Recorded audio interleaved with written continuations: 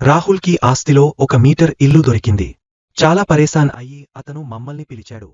మేము ముందుగా విండోలను పేకేసి strong galvanised steel లతో ప్లేస్ ను ఎక్స్టెండ్ చేశాము. స్క్రూల్స్ తో గట్టిగా ఫిక్స్ చేసి ప్లైవుడ్ తో కవర్ చేశాము. కింద సామాను పెట్టుకోవడానికి హెడెన్ స్టోరేజ్ పెట్టాము. ఇప్పుడు దానిమీద ఒక బెడ్ వేశాము.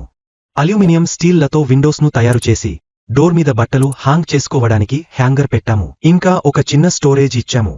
ఈ కార్నర్లో షెల్ఫ్ లను చేసి బట్టలు పెట్టుకోవడానికి ఇంకా ఒక ఛార్జింగ్ స్లాట్ ఇన్స్టాల్ చేశాము. ఇప్పుడు ప్లేస్ చాలా తక్కువ ఉన్నా సరే ఒక టాయిలెట్ పెట్టాము.